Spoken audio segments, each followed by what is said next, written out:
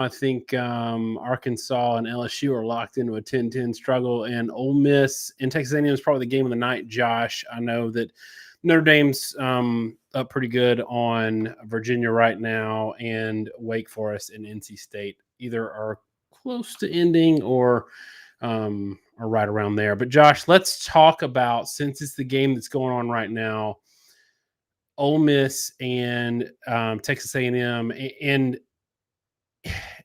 it's got to be frustrating if you're an Ole Miss fan to watch a Lane Kiffin coach team where they might lose this game when, if they did a couple of things correctly, they could have won this game by 40 points. I'm not kidding, 40 points.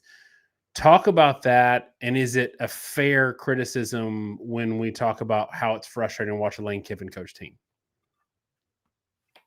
I mean, I think it's frustrating that they're leaving points on the board. I've often made this point that I don't fully trust the analytics that are going into a lot of the fourth down decisions. And obviously we're this like analytics stat-based channel, but I think a lot of what we've done historically, right, has been talking about where stats and do and don't make sense in the realm of college football. To me, a lot of the fourth down decisions that are being made right now are sketchy. One, I don't think there's any way that any sort of statistical profile or like historical data is going to tell you that some of these fourth down decisions that Lane Kiffin's making make sense. But two, I think there's all kinds of problems and biases with looking at historically teams that are really aggressive, because teams are aggressive when they know they can succeed at being aggressive, right? Like, if I'm really risk averse and I decide to take a chance on something, I'm only going to take a chance if I know that I'm likely to make it. And that's the way most coaches are. And that's the way all those fourth down decisions were done previously. And so if you're now making a decision to go for a fourth down no matter what, well, you're kind of playing a different game than everybody else used to be playing. So I bet your odds of converting are a lot lower. And my point has always been the game where you have an off game, the game where you're struggling to get yardage or convert, struggling to get points, is the game where you need points. And it's also the game where you're probably least likely to get the conversions.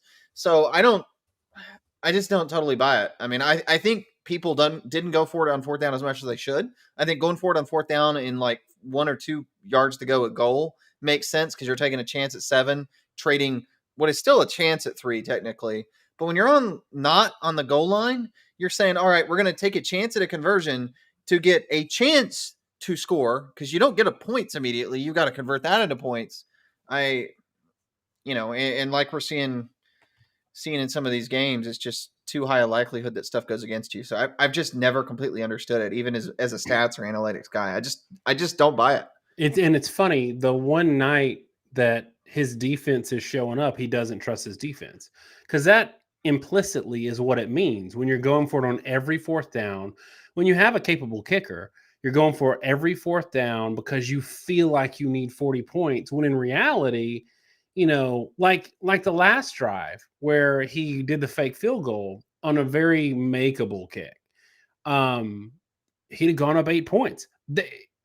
Josh, don't analytics tables love going up 8 points? You would think so. And there've been a lot of people that talked about it. At some point, this thing about analytics and an analytics sheet and all, I think it has to go out the window, because they're literally just going for it every single time, right? Like every single time. And so I can't buy that they're really tracking this stuff that specifically. And if you do have a table, right, the table's going to have one axis and have another axis. So what's on your axis? Is it just time to go in the game and then down and distance? I'm sure one set is probably, or should be, distance to go on fourth down, right? Is it 1 yard, 2 yard, 3 yard, 4 yard, blah, blah, blah. And then the other set, is it what yard line you're on, time in the game? Is it how many points you're up? Just that decision has like 4 or 5 variables, and a grid can only track 2. So this is, like if it's a third 3-4 dimensional thing, you're going to need a binder of sheets to do this. So I don't understand it as an analytics guy. I don't know how they're making these decisions or what the sheet looks like. There's something really, really strange. I'm just telling you mathematically, there's something really strange. Okay, so I want to talk about Baylor and Oklahoma, obviously, and I want to talk about the games that are going on right now and some of the stuff that happened today, Georgia, Tennessee. But I want to do two things. One, I want to give a shout out to the podcast listeners because that podcast has been growing, and I think it's all because of this Saturday night show. People don't want to look at us for 2 hours, Josh, but they want to put something on their commute, and that's what this is good for. Y'all, if you don't know who are watching in the chat, maybe you don't catch the whole thing. We post this Sunday morning, the full show. We'll post it Sunday morning for you to check it out. All right, Josh, we got to talk about Dan Mullen. I saw a stat. Do we have to? Yeah, we have to. It's actually kind of interesting. I saw a stat when you asked about stat of the day, and someone said that the 49 or whatever points that Samford scored on Florida was the most it's ever been scored in a half against Florida in their program history. Josh, you mentioned how this is just reflective of a team that has quit on their coach. This is kind of 2 years in a row they quit on their coach. I know that they weren't thinking about a coaching search this year, but is this performance paired with last week's performance, because Samford is probably about as good as South Carolina, is it really time for Florida to look for a new coach? Like, do you kind of have to fire Dan Mullen at this point? I'm about at that point personally. And when you mix it with the responses he's been giving in post-game interviews, there was a tweet of him dancing in the locker room with the guys, which, they're like, well, we dance over every win. It doesn't matter if it's small or big. You have to celebrate your wins. Like, okay, I don't, where's the standard, right? You don't celebrate playing up or down to a standard. At least that's the way I look at it. And every successful coach will tell you, yeah, we want to win the game, but we don't play to win the game. We play to our standard. We play every snap. The coaches try to put you in a position to win the game, but the player's responsibility is to play to their standard. Florida did not play to their standard, period. And so the fact that they aren't playing to that, the fact that they seem to have quit, they quit the week prior, and then the fact that there should be anger in that locker room of this is not who we are, this isn't the way we need to play, and there should be ownership of that, and it just is not there. And that's the thing that's concerning for me, when you don't have buy-in from the players. And then, with Mullen dancing with the guys in the locker room, to me, that speaks to the fact that Mullen isn't demanding accountability. And recruiting has not been good. So yeah, everything long-term is headed. You don't wait for yourself to be in the gutter to fire the coach, because then you're in the gutter. But everything is headed to the gutter, and I don't see any reason why it's not going to go there. Dan Mullen's saving grace at Mississippi State is he won ball games. He won ball games above and beyond that historical expectation level that had been set for that program. And that's why he was considered a good coach. And I think it has merit given his history there. But coaches who are good coaches become bad coaches over the course of their career unless they're named Nick Saban, basically. Like almost every coach kind of gets pushed out at some point. His has kind of happened sooner, but the thing you touched on at the end is the most important thing for me. I can handle a reset year on the field. I can handle that if you're recruiting. Not only is he not recruiting well, he doesn't want to recruit. And that's a real big problem, because it's like, okay, if you're not bringing in the recruits, if you're not leveraging that Florida brand like you should, and you're recruiting in the 25s and the 30s or whatever, that's not great. But if you're coaching them up, if you got some scheme, if you're Lane Kiffin on a normal night offensively, and you've got a scheme that can sort of bridge the gap between bad recruiting, okay. But he's got neither of those. And the amount of negative momentum that they've established with this season and the end, let's not forget how he handled the end of last season with the bowl and the post-game press conference and all that. It's all bad vibes right now, and I just don't know how you recover from it. And Josh, talk about this, and then we'll get to actual football. recruiting and coach, not only coach fatigue, but coach, starting to go south, that kind of momentum, if you decide to keep them another year and then have to fire them later, can be disastrous, right? Yeah, I mean that's happened to a number of programs where they retained a guy. I think that happened with USC, right? Mm-hmm. They kept Clay Helton 2 or 3 years too long. That didn't go well. And then didn't Willie Taggart get part of a second year?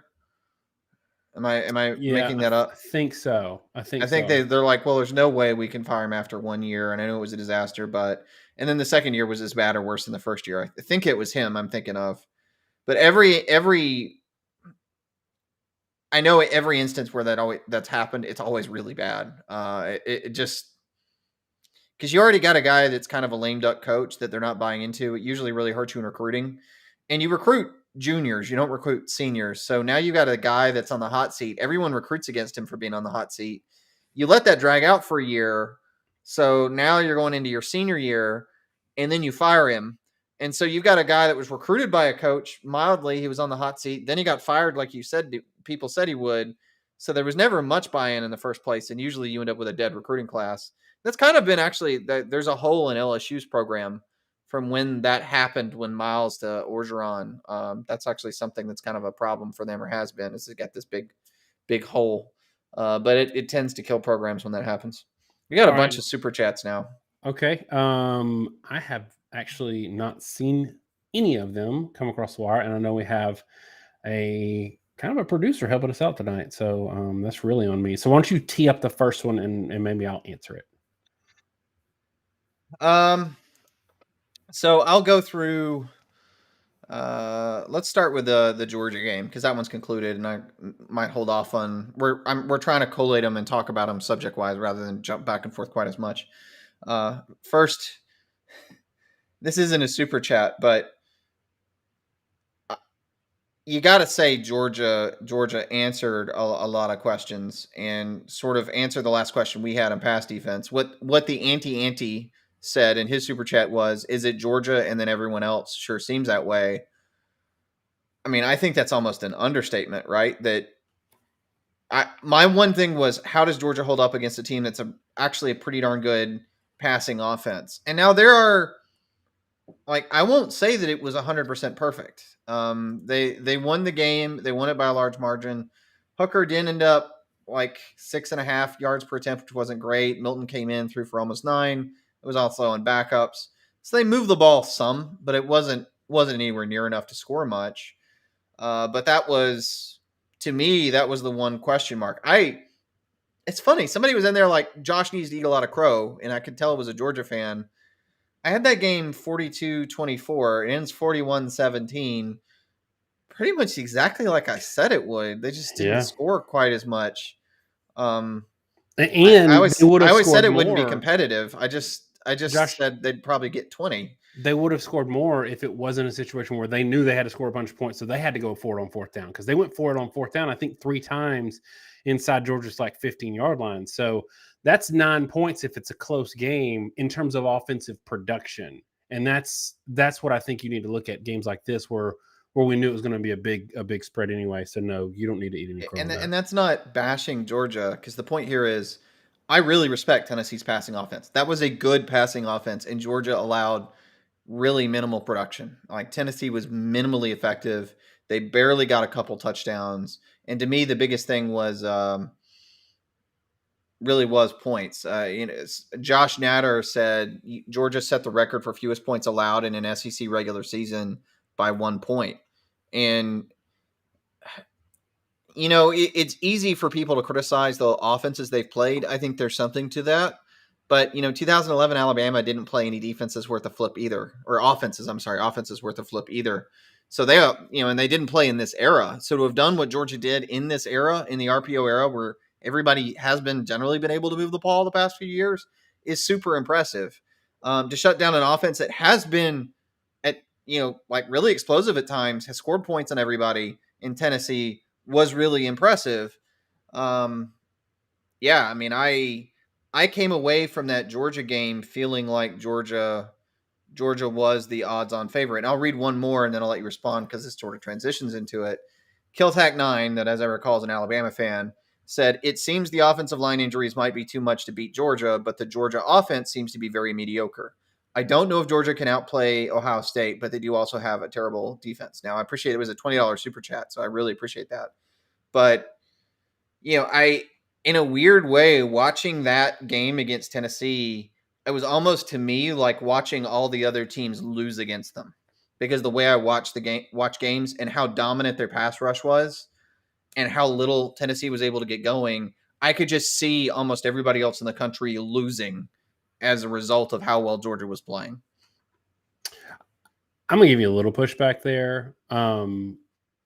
So Alabama had a couple of blown plays against Tennessee defensively.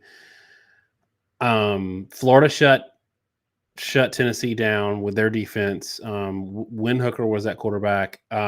Alabama, in terms of yardage and production and stopping Tennessee and forcing kicks, forcing punts, Alabama did a better job than Georgia did. And Alabama had just as much, I think, if not more, offensive production. I know their yards per carry weren't quite as good, but they threw it better. So to me, I don't see, and look, like, I'm not playing the transitive property game here either, but like, that's a team that Alabama beat comfortably. The question is, are we looking at Alabama through the lens of the team that came off of a 49-9 win against a good Mississippi State team, or the team that played LSU last week? My thought with Georgia is, I think Georgia is the best team in the country. I wonder if we are underselling Alabama's defense a little bit. And if so, a strength for Alabama, if it actually is their defense versus Georgia's offensive weakness, because they need to be able to get that efficient 7 yards of play, 6 yards of play, not the bomb shot that exposes Alabama's, knucklehead communication stuff. If that's a strength on weakness for Alabama, then anybody can win that game, and not in a like throw out the record books. The 2-10 underdog can win. Like, I think that they would be. I think they would be pretty evenly matched. I think it would be about a 4-point spread from Vegas. So I'll give a little pushback there.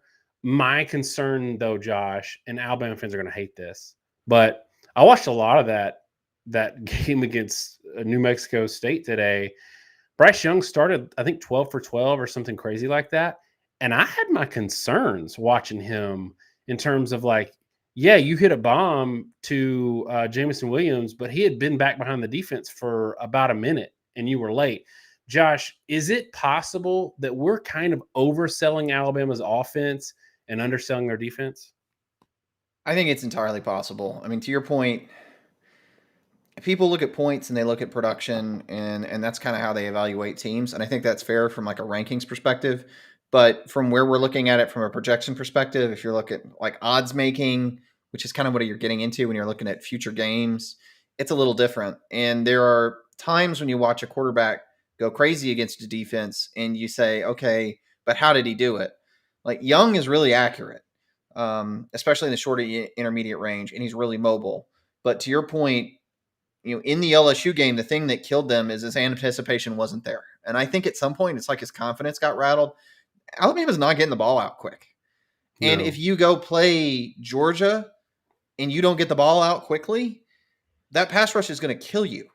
And so, yeah, it works with New Mexico State where you're playing a really inferior defensive line and you got time to throw. And like you're saying, maybe a guy's back there in the defense or behind the defense for a minute. But when they've played teams that have better D lines, when they played Florida, who has I know the defense has collapsed and people laugh, but when we're talking projection sense, they were an athletic defense. And the big thing they have is they've got 2 first to second round pass rushers in Carter and Brenton Cox. And Alabama really struggled because they don't get the ball out fast enough, and that created pass rush. A&M has a really disruptive defensive line. Alabama struggled. LSU has really good pass rushers. They were second in the conference in sacks. They were tied with Georgia in sacks. I made a big point about that a couple times at different places. And Alabama struggled. So it's really clear they've got a problem when they don't get the ball out quickly. They don't get it out with confidence. They got a first-year starter at quarterback, and I think maybe sometimes he gets a little rattled, and I think also he's so comfortable and used from high school and college in playing behind a great O-line, that clock isn't as fast as it should be in his head. So But on the flip side of your point, I said Georgia was going to win 42-24, and I made the point that I didn't think it'd even really be that close, and that Tennessee was probably the worst efficiency defense in the SEC.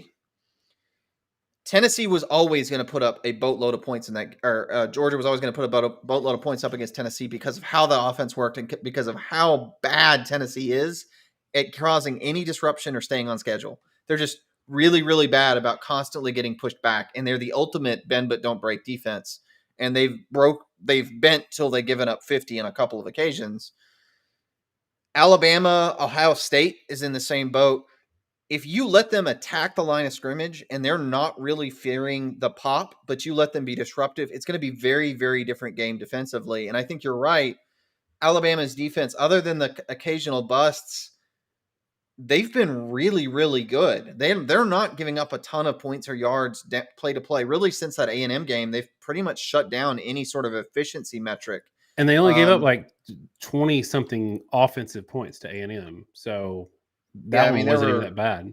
Yeah, there were defensive, like there were turnovers involved. There was a kick return touchdown. Yeah. So I'm looking like, yeah, I mean, they're a top 10 efficiency defense. Ohio State's way behind actually at 28th. I think that's a worse defensive matchup. But to your point with Alabama, number 1 in offensive efficiency, but top 10 still in defensive efficiency. And I think the efficiency defense metric is the thing you need to have to beat Georgia. Again, Tennessee, 63rd in efficiency defense. So that's really the matchups for Georgia, in my view, with them against opposing defenses. And yeah, I think we may be underselling certain units in that regard. And to my point, like if we're saying that that's a strength for Alabama and a weakness for Georgia, and let's say Georgia scores 23 in that game, like look, Georgia's defense is elite, and I'm not giving Alabama 23 points right now, but that is a low enough number that it's an uncomfortable game for both sides. That's all I'm going to say. We can move on after we shout out Jermaine Jones, who has become a pretty good friend of the program. He hits us up on Twitter. He shows up every week on the chat. We disagree with him a lot. He's a Georgia homer, but we love that. He says nobody's putting up numbers on Georgia. Let's snip that narrative from the jump. I agree. Ohio State's not like we've seen this issue enough, and this is maybe a question where we scale when we move into Ohio State a little bit. But Jermaine brings up a good point in terms of not putting numbers up. Haven't we seen Ohio State play enough decent defenses and terrible defenses to see that they do have scaling issues when it comes to putting up points, but they also have provide scaling issues for weak defenses like we saw against Purdue today, to a point that we really need to kind of, at this late in the year, we need to kind of throw out their numbers against a Purdue or against a Maryland, because the teams that they might face in the playoffs are going to be the Penn State type teams that gave them issues. Yeah, and I flagged this in our preview for Ohio State Purdue. If people and got killed for it, I did. You've been getting killed for it all year. I know, but one thing I talked about in that Purdue video was Purdue had really struggled with every team that ran a modern RPO system. Like really struggled in each one of those games, and it didn't even match with necessarily opponent quality. They're, again, looking at FEI's metrics, they're the 15th rated efficiency defense. The problem with Purdue is explosives, and their style of play does not lend itself well towards teams that can really spread you out and sort of take shots. And that's shown up, and I'll actually back this up with some stats live. That's shown up. So this Purdue game, one hand, I was really impressed. I talk about you can take different things out of a game. Stroud was on the money. He was hitting some really difficult passes in coverage. He was making good anticipatory throws, especially on crossers. And that was highly impressive to me. And I think that's a sign of how good they are. It's a sign of the fact that Trevion Henderson is a very good back that's very explosive. But what I was noting was over 9 yards per attempt to Michigan State, over 9 yards per attempt to Nebraska, 9.5 yards per attempt to Minnesota, who's not even a great offense. Everyone that ran a modern system of offense, and again, like Minnesota is not really a great, especially passing, not a great passing offense. They'd all had pretty good success. So, this is actually something you and I disagreed on because you thought, as I recall, you thought the game was going to be closer. It was almost like you were more positive in Ohio State, but thought it would be closer. And I was Yeah, almost like what I I was more said negative, but I was, didn't think it would be because of Purdue. yeah, you picked a pretty big. I think you said 41-17. I picked Ohio State by 13, but I didn't think they'd give up 30 something points. I think I said like 37-24, 37-23, something like that. My thought was that they would put up a whole bunch of yards and that if those efficiency issues would show up, and they didn't. And I think that's to Ohio State's credit. My issue is I'm not taking a whole lot from, like, I think Purdue is a better team than people give me still, even with this score tonight. I think they're a better team than people are going to give them credit for. My issue is I'm not looking at 59-31 and thinking that it any way translates to Georgia. Just like I don't think 52-24 versus Tennessee in any way translates to Georgia for Alabama. That's what I'm saying. I think that the more encouraging numbers for Ohio State are the fact that they were able to win a tough game against Penn State. Because I think Penn State is better than people think they are. I do like the one thing I will say about tonight that I like is the fact that those scoring efficiency issues didn't show up. So I'll give them credit for that. I'm scared about the 31 points because it wasn't like 59-7 in the fourth quarter. Like, they gave up points all the way through. I'm scared about the defense a little bit, but I'm more encouraged about the Ohio State offense now than I have been all year. At any point in the season, I do think they're running in a form. I just want Ohio State fans, just like Alabama fans, just like we do with Clemson fans every year, to know that Purdue ain't Georgia, ain't Alabama. That's all I'm saying. Yeah, and Purdue's had a really good defense, and the only point I'm trying to raise is that the reason I bring this stuff in pregame is that to try to make clear that I'm not just trying to bash a team and excuse stuff after the fact. There were verifiable reasons to think Purdue had particular problems with certain types of teams. Ohio State was a much better version of that type of team. I think Ohio State's offense is very good. I think Ohio State, at this point, I would edge. Would you agree with this? I'd say Ohio State's probably the best offense in the country. I think they're probably a little bit better than Alabama right now. I don't know that I would have said that 6 weeks ago, but where they're functioning at this moment, I think they're better. I think they are too. I think Bryce Young's a little better than CJ Stroud, even though Bryce Young has some issues. But I think Ohio State's run game is a good bit better, and their offensive line situation is a good bit better. So, and they've got I'd take their offense, better receivers, better line, yeah, better. And Alabama's run game, because they lost their new backup running back, right? So they're out their second and third string running back. So they're down to their starter and their fourth string, if they even have one. They played a linebacker and a wide receiver at running back today. Yeah, they're and not like they came in recruited as. They were practicing 2 weeks ago as linebackers and wide receivers. So right. Yeah, it's not a good situation. No, but the point we are making is just really is at this point it's can anyone beat Georgia? And right. I don't know that either one of these offenses is at the level where they're going to click to 40 points plus on anybody. The elite offense metric stuff we've talked about.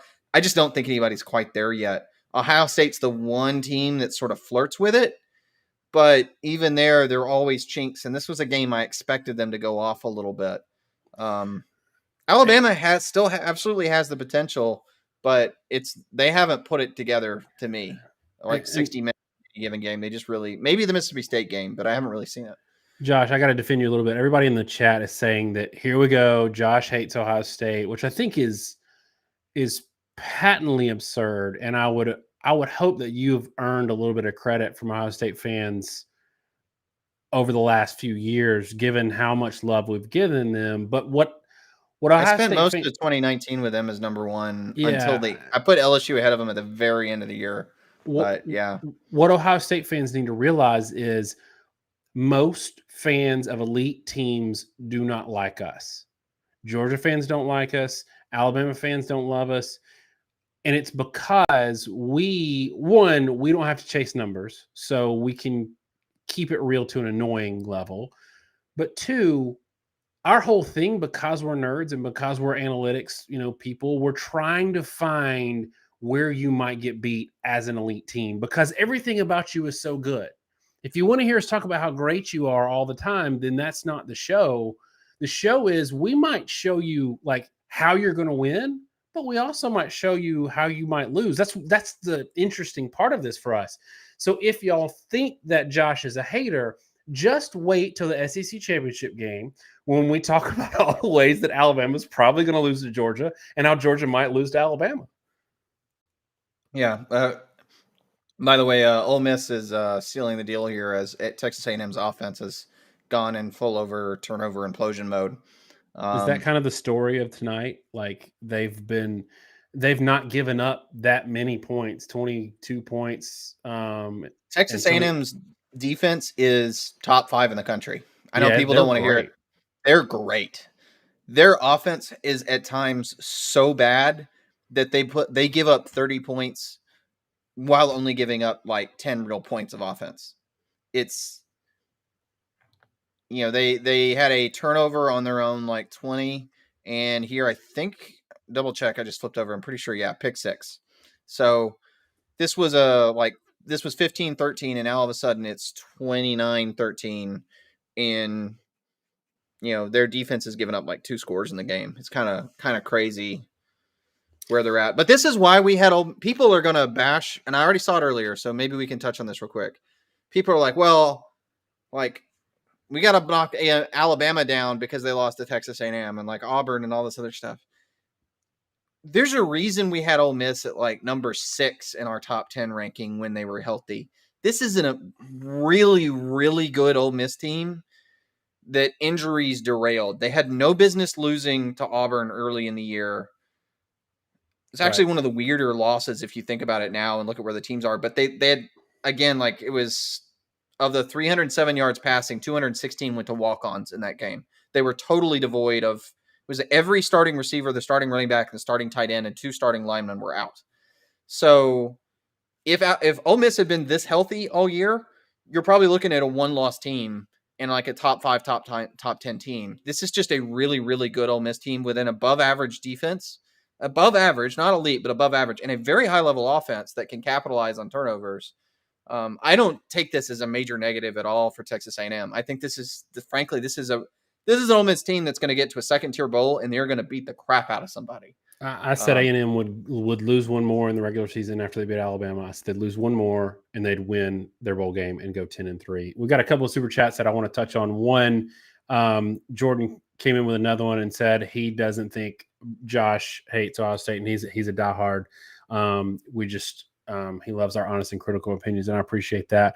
And we got another one, Go Blue, from David. Keep up the great work, guys. Scared about the trap game next week at Maryland.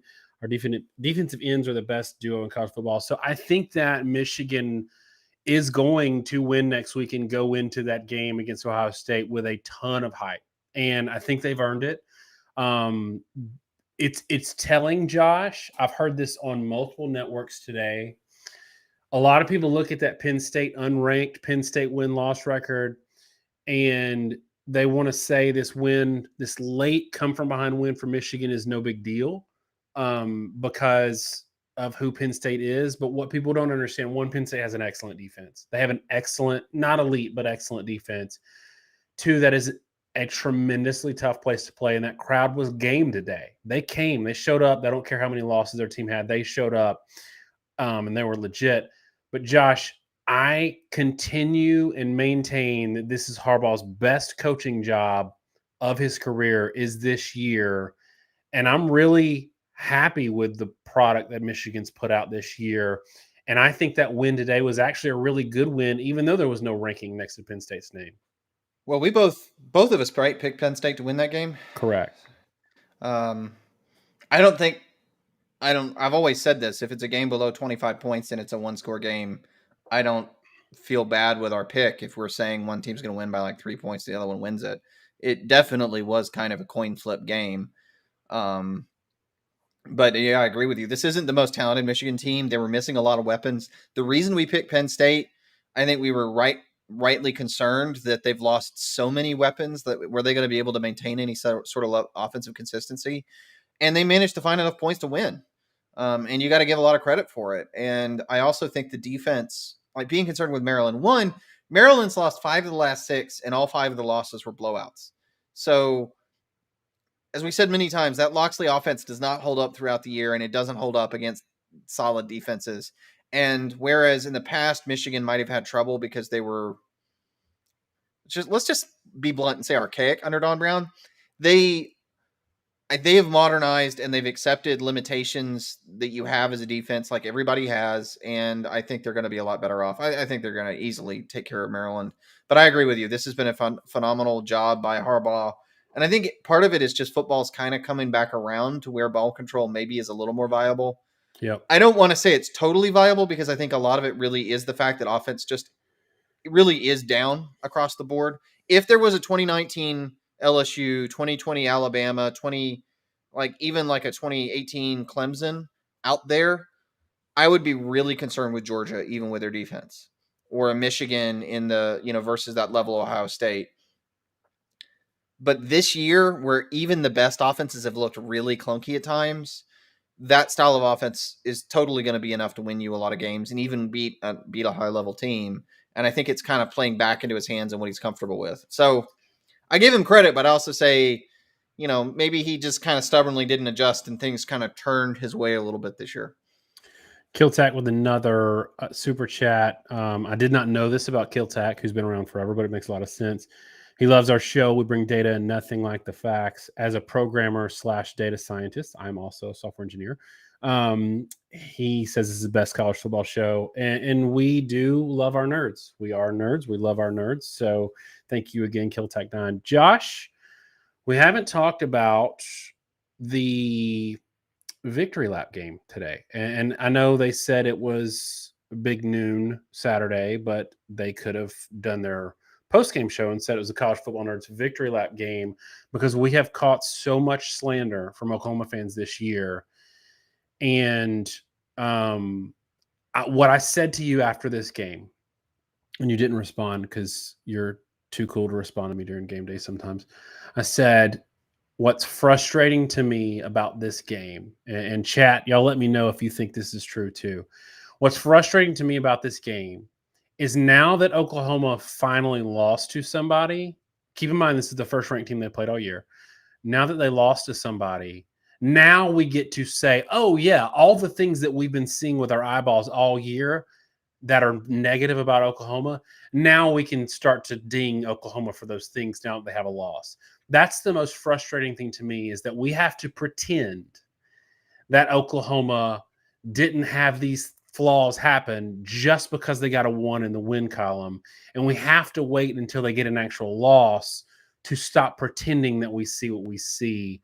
Were you do you feel the same way in college football? And did this Oklahoma loss kind of vindicate our position on that? I mean, I don't know how it could not. And I tweeted, but it was sort of your mantra, right? If you repeatedly have close wins against bad and mediocre opponents, you're probably not much better than a bad or mediocre team. You're probably not a great team. You might be a good team. You might be a consistent team, but you're probably not a great team. And I'm just flipped over to the Arkansas LSU game. It's getting weird. The Oklahoma going into this game, like the Kansas win, because of the way I look at football, and I know you're on the same page with this, it drove me nuts that everyone was talking about how they found their quarterback when Caleb Williams took the ball away from a running back on 4th down to beat Kansas. Because Caleb Williams should be evaluated off the entire game. And there was a lot of the Kansas game where Oklahoma was not scoring. And because they were able to seal the game by getting a first down at the end of the game, that is great and wonderful for winning that one game. But from how you're going to play against literally anybody else, all the other stuff, how everything else went for that entire rest of the game, that stuff's the stuff that I want to pay attention to. And that's what showed up again this week. So none of this should have been surprising. None of it should have been shocking. There were warning bells all year about it. they just happen to play one of the 2 ranked teams they have this entire year, and they look seriously outclassed. And at this point, I kind of expect the same thing's going to happen in the Oklahoma State game. And you're going to have an Oklahoma that really hasn't beaten anyone of any real quality all year. Yeah, and And we got a super chat from someone who referenced that tweet, and here's where I differ. So Guthrie said he's a huge Bama fan. Do you think your tweet earlier about ignoring bad performances could apply to Alabama? And so here's the thing that we say: the whole schedule matters.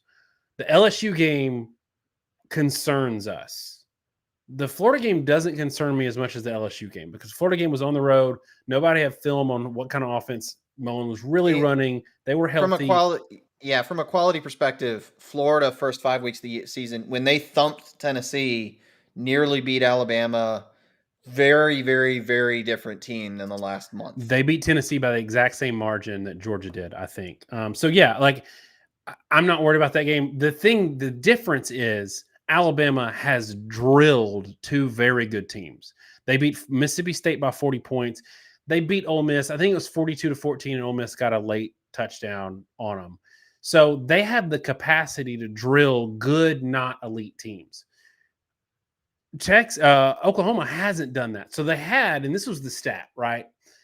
Coming into this week, they had played 8 FBS teams. And none of them were ranked.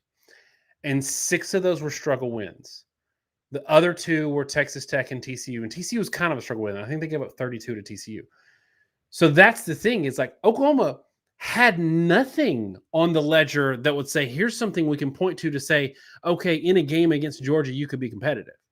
That's the issue. Alabama has at least given us something. And you and I are still like, oh, I don't know. You know, you beat a ranked team who may end up a top 10 team by 4 touchdowns, and we're still like, oh, I don't know, because of the LSU game. So yes, Guthrie, you can kind of say that, but the difference is Alabama has shown that they can compete at an elite level. Ohio State has shown, like, I don't love that they didn't create more separation against Penn State, that they lost to Oregon, but they've shown they can romp some teams that at least are good on one side of the ball. And that's the difference. And people love to do this, Josh, and I'd love for you to talk about this and expound on our frustration about this, is they're like, yeah, we barely beat Kansas, but, and then they'll pick one game out of one team's schedule and say, here's how you did something similar, and ignore the entire rest of the season. Yeah, Oklahoma fans seem to be the main culprits this year of that, where they're like, well, we beat Kansas, but then you almost lost to Florida. And obviously I don't know how many people were on Twitter. Alabama's a victim of a lot of ire this year, I feel like, which is why we end up talking about them so much. Like, oh, well, what about Florida? I'm like, well, what about Florida? Like, they're not Kansas. Like, that was one of Alabama's worst games of the year. And they're a team that's now in implosion mode, but they were a pretty darn good team in the first half of the season. They were drilling average to bad teams on a regular basis, and then they just kind of fell apart. But, at worst case, they're like a Kentucky. Kansas ain't Kentucky. Like, they're not even on that level. So that's one part. And the other part is, look, it's not just the Kansas game. It's the Kansas game and the Tulsa game, and the Texas Tech. Like, it's every single game through the year. Like, at what point did Oklahoma impress you? And that's where it gets us. Because if you want to point to things I hate, is comparing schedules by talking about the easiest opponent on either schedule. Like, this schedule sucks because you play Mercer. Like, right. There are people that will say that when a team has literally played 6 ranked teams in like 7 weeks, but they played Mercer for the 7th, so their schedule sucks. And in the same way, like, teams are never your best win, and you're never your worst win. And a lot of teams like A&M isn't the team that beat Alabama. There were a lot of stuff that went well for them that won't go normally, but they're also not the team that nearly lost to Colorado or lost to Mississippi State. They're right in between. That is true for every team around the country. But when you're like Oklahoma, where, look, we're not talking about like best or worst. All the middle games were extremely unimpressive. At that point, I don't care if you're undefeated. It's fair to be extremely critical. And I'll say that's the same complaint we had about UTSA, right? Because they've had a lot of really unimpressive games against teams that are not particularly high quality.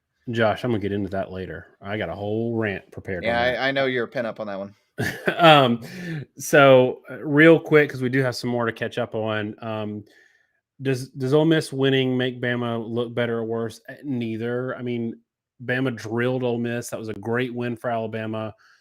I don't like you said, the A&M game was the A&M game. That was a road game. It was part of a grindy part of the schedule. I don't kill Alabama for it, but it's still a loss. So it's still something that matters to me, especially if we're talking about like end of the year. If everybody's kind of ugly, but Alabama loses to Georgia, I feel like they're out. Like I feel like there's very few sets of circumstances that would have me give Alabama the benefit of the doubt. Where if they went into the SEC championship game undefeated, like I would probably say that I haven't seen enough this year from anybody to say they shouldn't be in the playoffs. But you have to assume other teams aren't going to lose. And I just say that because there's still some really wacky scenarios on the board where you get a lot of 2-loss teams. But it's the same here.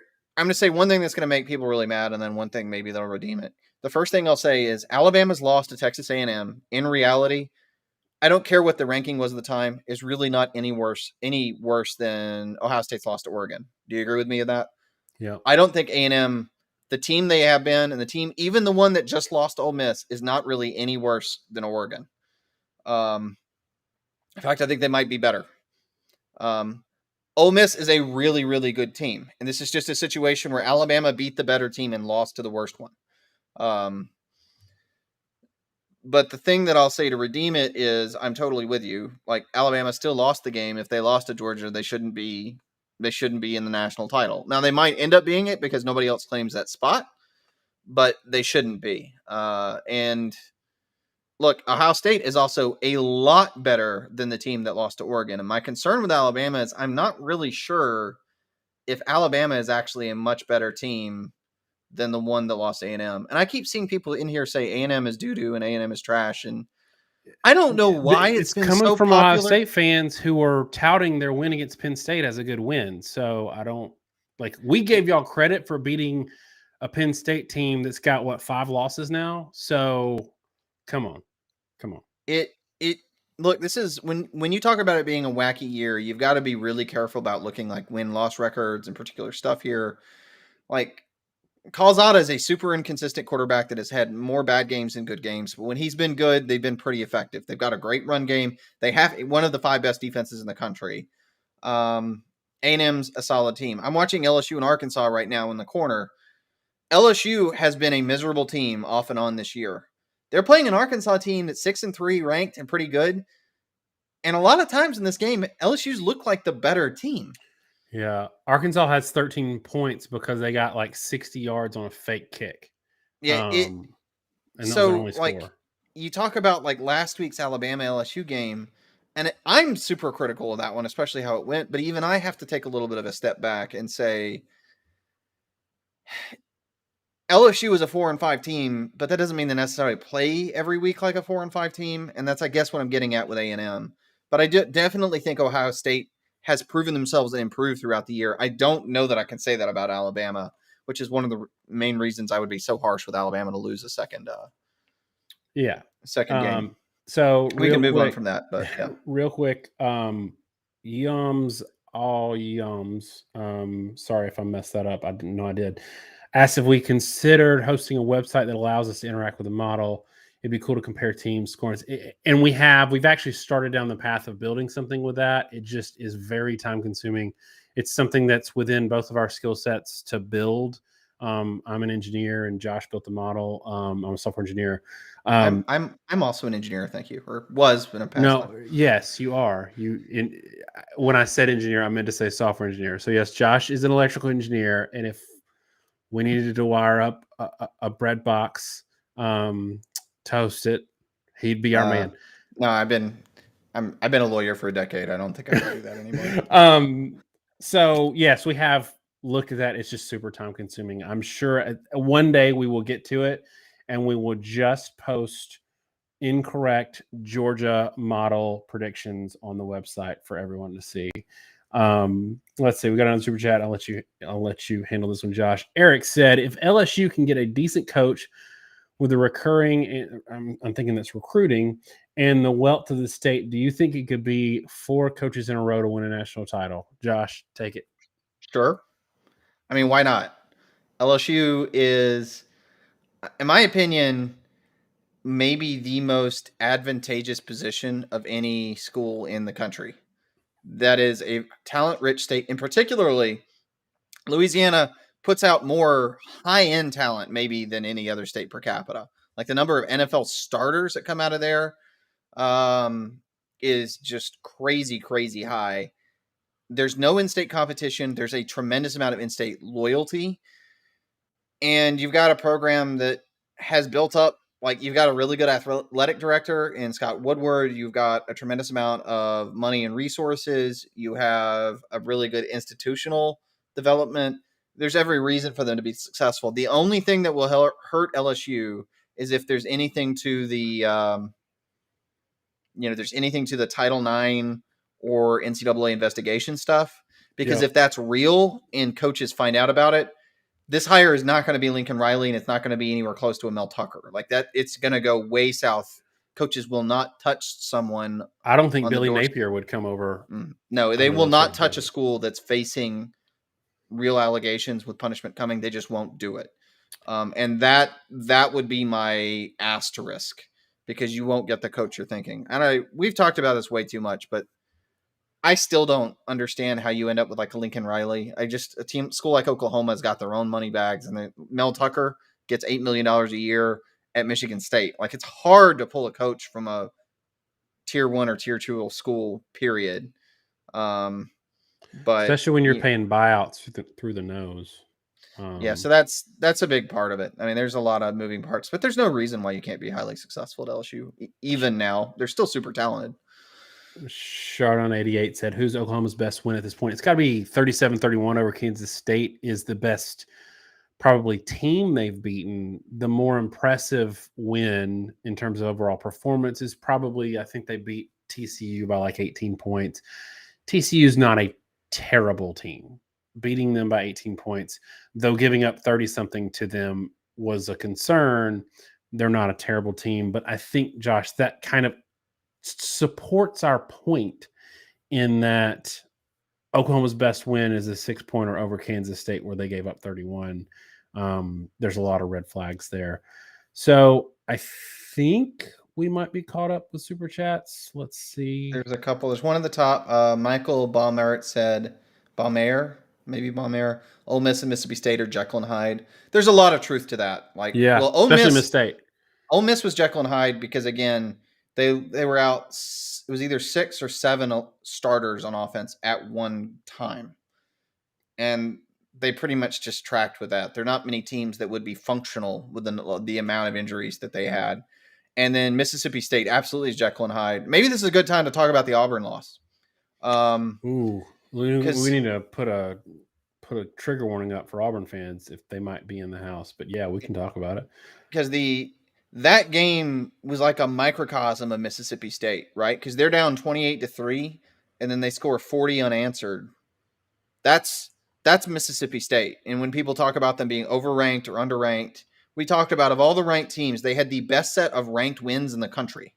There were like 3 or 4 ranked wins. I think they were the only team that had, I think it was 4 ranked wins. But they also had some of the worst losses.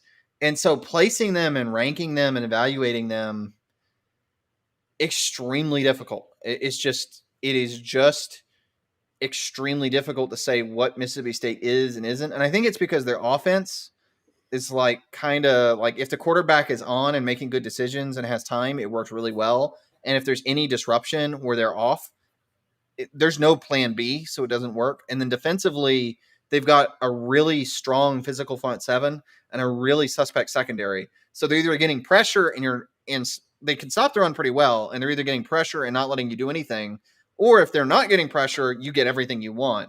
And so they're just all like kind of all or nothing on both sides of the ball. As I'll note, as LSU and Arkansas now are going to overtime and going to threaten one of their try to hold their title in their most overtimes ever record that they currently held until Penn State this year.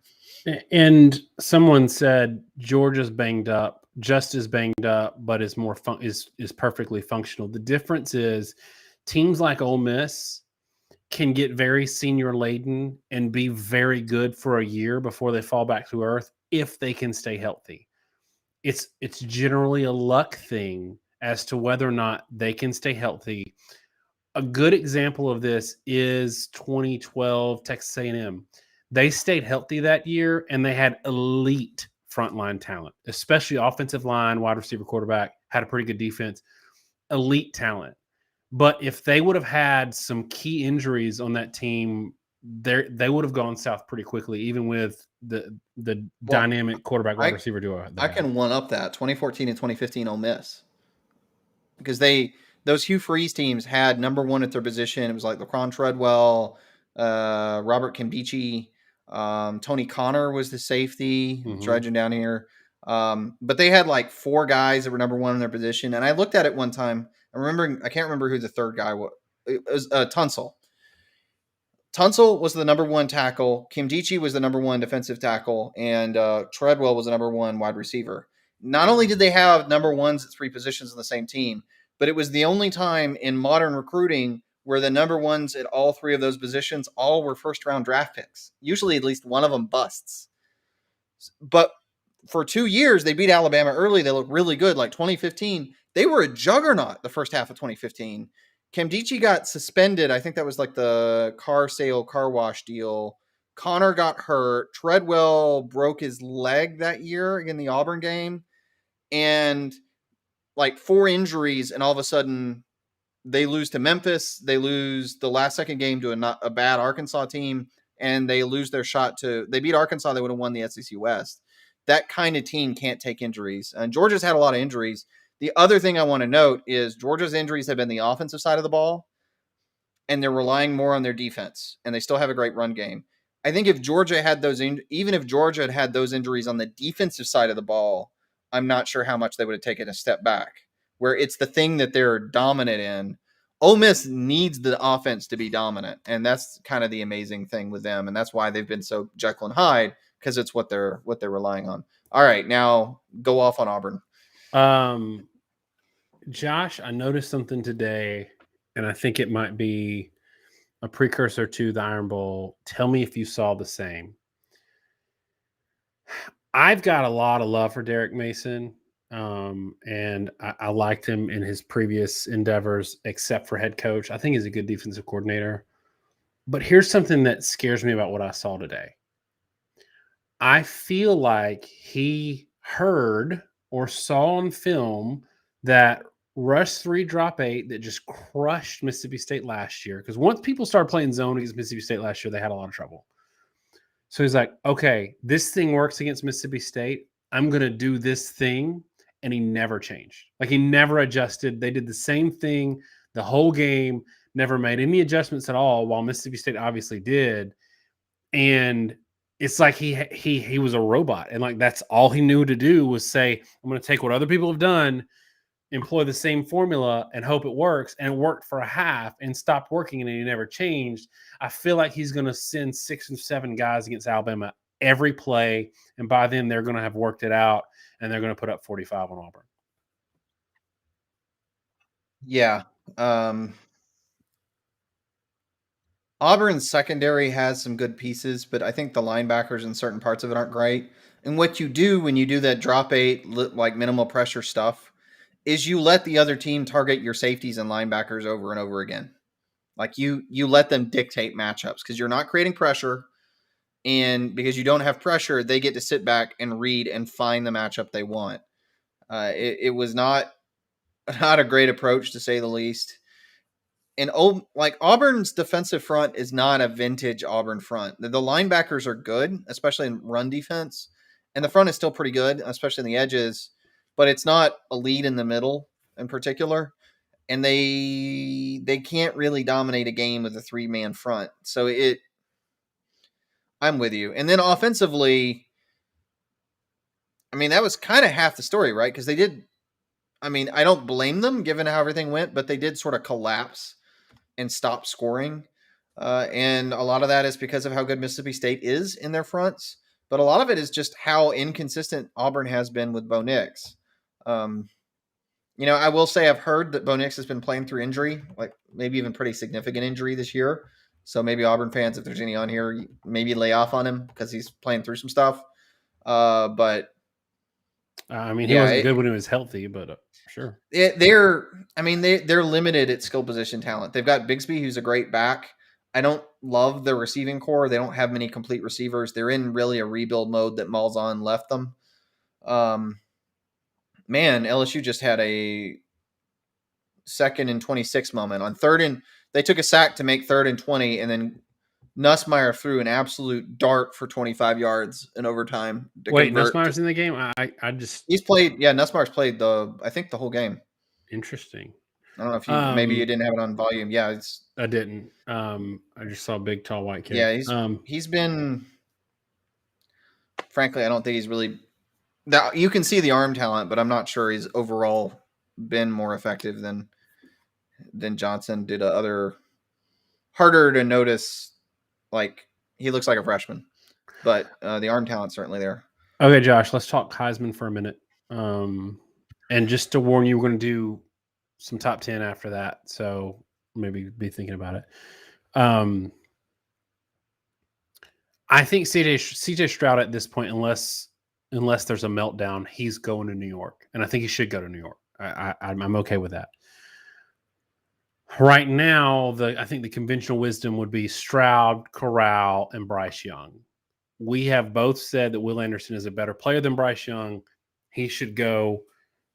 But the quarterbacks put up the numbers, and so there's that. But Josh, gun to your head, like if Matt Corral played for Alabama, would Alabama be the best team in the country? Yeah. I would say they would be. If Matt Corral played for Ohio State or Alabama, that team would be the best team in the country. Which tells me that at least Bryce Young going instead of Will Anderson is disappointing. I think Young is a really, really good talent, and I think he's a good quarterback. I think he looks like a first-year starter, and I think he will be a much better player next year. I think there's some limitations to his game right now from a processing perspective that just haven't quite progressed. Now, Corral has the benefit of playing in Kiffin's scheme, and when I've seen him have to make reads, he's generally not been a great quarterback, frankly, dating back to his time under Luke. But, yeah, I don't know that there's actually a better player in the country. The best player on Alabama's team is Will Anderson, and I don't think it's even close. No, I don't either. We posted a tweet on this.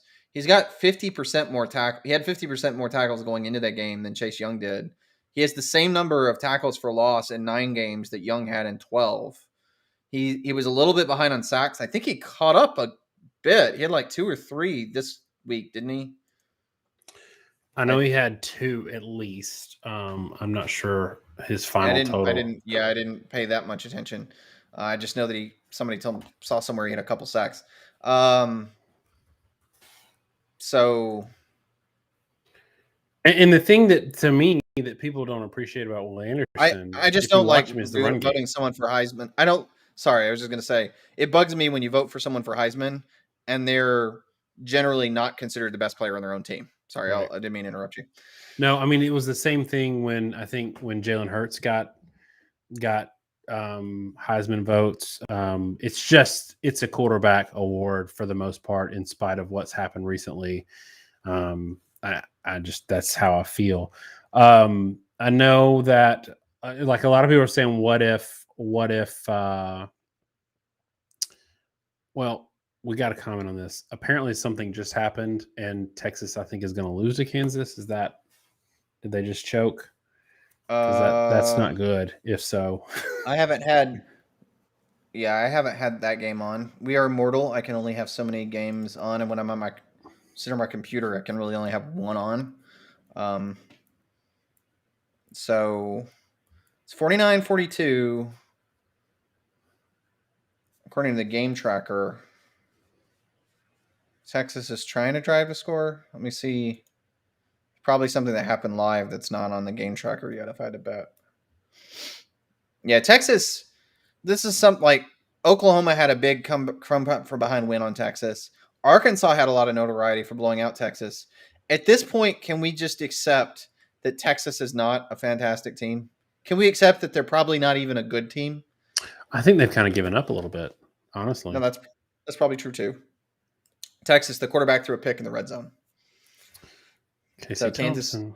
Kansas ball with a minute left. Texas has 2 timeouts, which means 40 seconds, 27 seconds minus however much time it takes Kansas to run plays.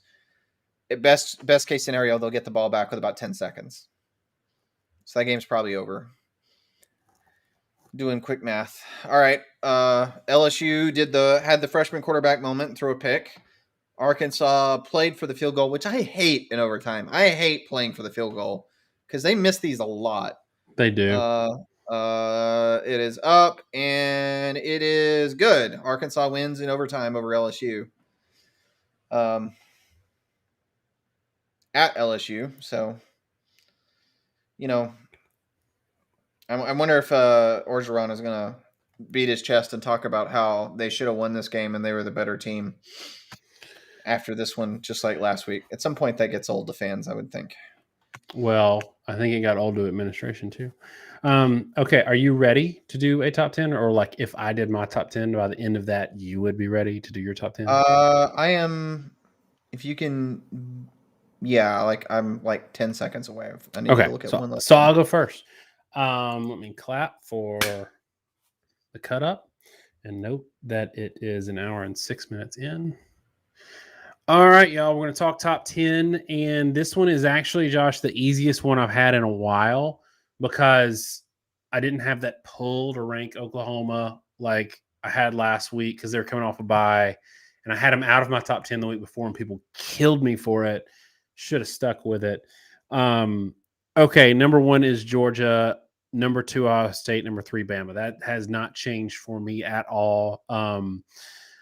I, unlike you, saw enough in the game against Tennessee to see some places that a really good offense could exploit Georgia if Georgia is facing a team that can play good defense, which concerns me if it's an Ohio State-Georgia matchup. It also concerns me if it's an Alabama-Georgia matchup, if it's the offense we've seen lately. But I do think they're beatable. I don't think they will be beaten, but I think they're beatable more than I thought before. Ohio State, number 2, ahead of Alabama. I want to give them credit for – I don't love that they gave up 31 to Purdue, but they did put up 59, and they didn't do the thing they've been doing all year with the inefficient scoring thing, and they punished mistakes. They haven't been doing that enough this year. Purdue made some really bad mistakes. A lot of them were unforced, like the fumbled kick were really unforced. But they punished them, and that's what championship caliber teams do. Number 4, this is going to upset some people. I've got Oregon, and I know they played a lot of close games. And somebody asked in our chat tonight, why is the committee not punishing Oregon for close games when they're punishing Oklahoma all year for close games and Cincinnati for close games? Because Oregon has a better win than any of them, and that's important to them. A road win at my number 2 team in the country is a big deal, and they still deserve credit for it. We have this recency bias thing like it didn't happen, and it did. Number 5 is maybe where you will disagree with me, Josh. I've got Michigan ahead of Cincinnati at number 6. Cincinnati struggled again this week with South Florida. And I know the G5 people are going to come at me and they're going to be mad. They're going to say I'm an SEC homer or elite team homer or whatever. Cincinnati has played a slate. Let me see if I can remember this. Navy, Tulane, Tulsa, South Florida. These are bad G5s, not just G5s. These are very bad G5s. They have not separated themselves from any of those four teams in a 4-game stretch where they were playing 4 unranked P5s.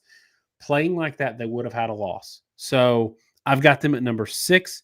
I've got Notre Dame at number 7. Cincinnati did beat Notre Dame. That counts to me. And Notre Dame, they deserve to be in the top 10 because they haven't lost again, but they haven't played anybody that shows me that they're capable of being much more than where they're at. Number 8 is where this is where they're going to call us SEC homers. I've got Ole Miss at number 8. Ole Miss won a game against a good, not great Texas A&M team tonight. Could have beaten them by 3 or 4 touchdowns if not for all of their knucklehead stuff. But they did have, in spite of Kiffin's best effort, they still won. Number 9, I've got Oklahoma State, and number 10, Baylor. These are 2 teams that I have some concerns because they really haven't played anybody, and I want to actually punish them more because these are 2 Power 5 teams who want to be ranked high because they have a clean record, neither of whom played a Power 5 team out of conference. That should be punished and should be talked about more than it is. Purdue played 2 Power 5 teams out of conference, including Notre Dame. Meanwhile, Oklahoma State and Baylor didn't play a single Power 5 team out of conference, and they play in a weaker league. That frustrates me, but Baylor won today. Oklahoma State has won, and I think they won pretty big today, won comfortably today. And frankly, everybody behind them is playing really bad football. And please, y'all don't tell me or ask me about Wake or NC State or any of these other teams. They don't belong in the top 10. All right, Josh, give me yours. So it's not actually all that different than yours. And there were a lot of things that shook up actually for me, but like 1 or 2 spots. So number 1 is Georgia. We talked about this at the beginning of our stream. Georgia is by far the most complete team in the country. They are extremely efficient offensively. That I still am a little concerned by the lack of explosiveness. If there was a team that I felt like a team on par with a better offenses from the past 3 or 4 years, there's just not. And that efficient offense is enough to win them a lot of games. And by a lot of games, I mean all games, given how good the defense is, as long as that defense continues to hold up and nobody else takes another step forward. It's pretty much what it's going to take for Georgia. Number 2 for me is Ohio State. They're the closest ones to unthroning Georgia. They've simply outplayed Alabama the past few weeks. Alabama is my number 3. They're still a very good team. They still, I think it's up in the air between Ohio State and Alabama. If they played, who would win? I think it kind of depends on which version of each team shows up. I'm not even sure it's a matchup issue at this point. But neither one of them is as complete or been as nearly as consistent as Georgia. It's a very clear second tier. It's like, if you want to like standard deviations, like good team, standard deviation, Alabama, Ohio State, another standard deviation, Georgia. That's kind of where we're at in my mind. My number 4 is Michigan. You have to give Michigan a lot of credit. They continue to win. Defensively, they're very good.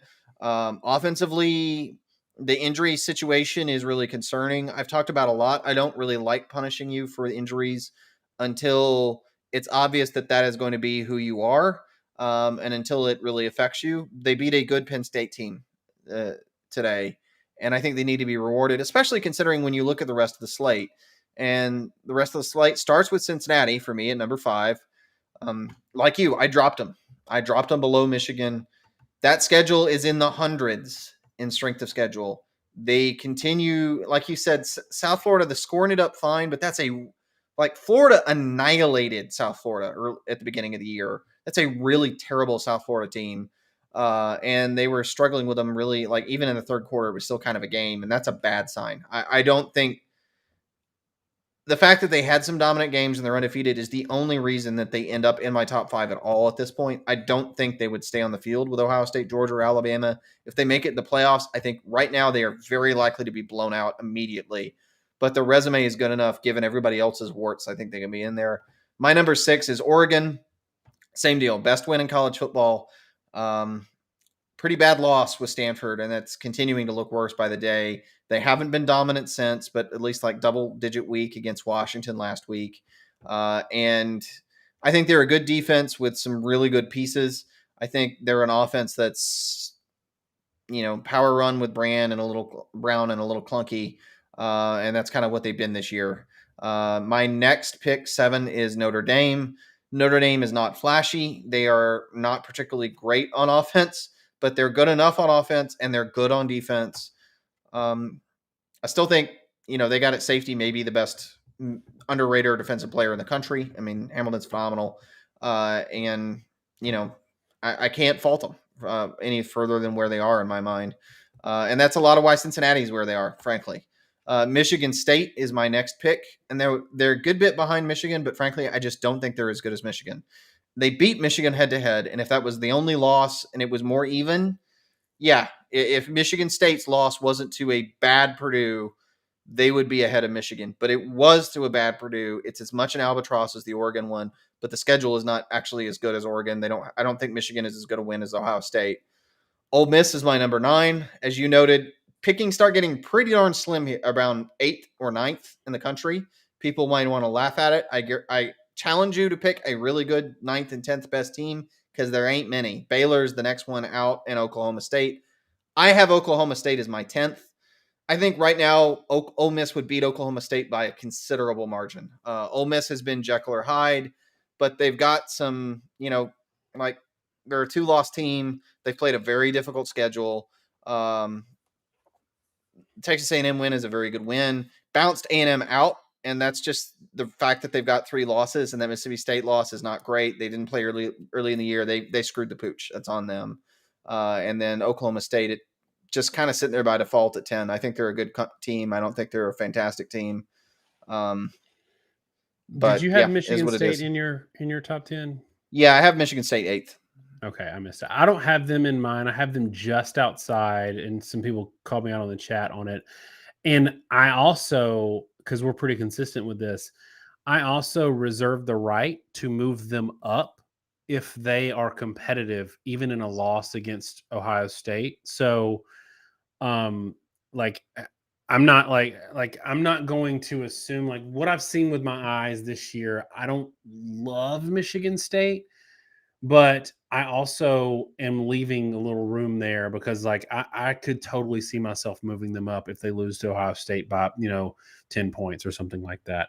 What's your biggest takeaway about, this year or in previous years? We've always talked about how, like, there's this tier and then there's a standard deviation and there's a drop or whatever.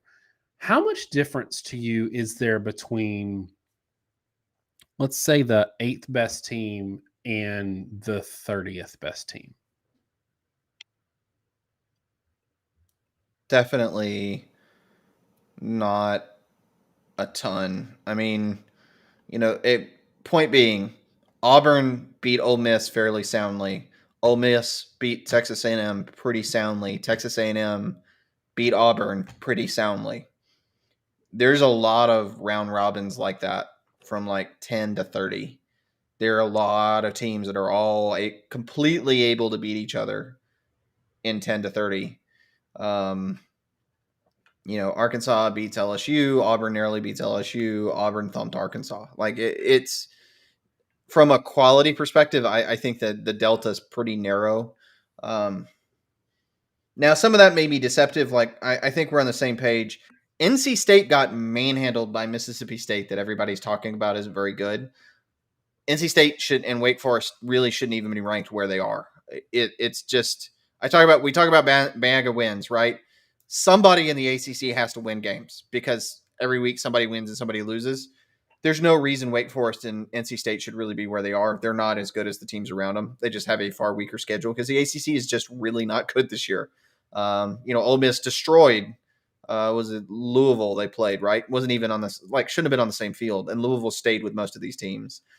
But outside of that, couple caveats, maybe for conference differences, I would say definitely SEC and Big Ten teams are really similar across the board in the 15 all the way down to anyone considering rankings. And, maybe the Big 12 is in the same boat as a lot of teams in that realm that aren't really much worse than others. And I asked that because mixed in with all of this, and this is the start of a rant, mixed in with all of these ranked teams in a year where things are a little muddy. So I'll give it a little bit of leniency. We've got ranked teams from the G5 that I don't think are in the top maybe 50 teams in the country. UTSA is one of these teams that's been Like people are complaining that they're not ranked from the committee, or people were, fighting with us about whether or not they should be ranked higher because they're undefeated. And I pointed out today that they were tied at the half, and I think tied going into the fourth quarter with Southern Miss. And Alabama beat Southern Miss 63-14. And this is not a transitive property thing. These are the types of teams that you play week in and week out. And if you go undefeated, you're credited by a lot of people who say a win is a win is a win, and I'm going to rank you in the top 10, or I'm going to rank you in the top 15. And they don't look at the actual scores of the games, or they don't think about the reality. Because what we always say, like Klatt says this all the time, like a win on the field's got to mean something. Well, yes and no. Like in this, like we gotta look at the results on the field. Well, barely beating Southern Miss is a result, and I'm not going to pretend like I don't see what I see. But the biggest problem, Josh, and this is what I want you to talk about, is Alabama doesn't get credit from anybody for beating Southern Miss, and they could have scored 100 on them. They don't get credit from anybody. But these G5 teams play a whole schedule of Southern Misses, and if they have a clean record, they get a lot of credit. And I think there's a little bit of like underdog, we're pulling for the underdog mentality, but there's also a lot of asking us to do a rain dance, and I don't love it. Yeah. It's hard to even add a lot more to it, because the reality of college football is that teams don't just play different schedules. They can play wildly different schedules to the point where they're like in different divisions. It's almost like one's a junior college league and one's a professional league. So when your toughest win is someone's quote unquote cupcake out of conference game, and you're struggling with that level of opponent where they're blowing them out by 30 or 40, at a certain point, we have to say, look, I can only rank you so high because, and I think this is the point you're getting at, right? It's really hard for me to say that there aren't a ton of teams in the top 25, if they played UTSA schedule, that they wouldn't be undefeated. I think the best team, I want to say the best team they played is Illinois, right? Isn't that right? Mm-hmm. They beat Illinois by 3 in their opener. And yeah, Illinois beat Penn State. But the point here is that was a horrific loss that knocked Penn State out of the top 25. And everyone was beside themselves. And yet UTSA, that's their best win by 3. And then a win is a win and a win. And they're like 16th. Like if that's your best win and losing to them is bad enough to knock you out of the top 25 entirely, we're not playing on an even playing field here. A win here is not the same as a win there, right? And there's nothing about UTSA's schedule that makes me think you could play a Big Ten schedule and not have lost like 3 or 4 games. And a lot of people say it's unfair and you got to have access, and what do you reward an undefeated season? It's like, look, if you want to play big boy playoffs, you need to be winning these games by 30 every week, because that's what a big boy playoff team, like you use the example of Alabama, which is our number 3 team. Alabama, an actual playoff team, wins UTSA schedule by 40 points or more every single game. Right. Now, if you want to talk about them being ranked, at least there's something that I can get them being like 20th to 25th, but to get them like 15th, 14th, I mean, they're up there with like Ole Miss. They couldn't stay on the same field with that team or the teams they've played or the teams they've beaten. So it to me, that's where it gets a little off the rails. Kansas, somebody said Texas going to an overtime. Oh my gosh, this is just nutso day. Go ahead. Somebody said this is ridiculous. Going undefeated needs to mean something because we're talking about 3 and 4 lost teams in the top 25. But that's the point, really.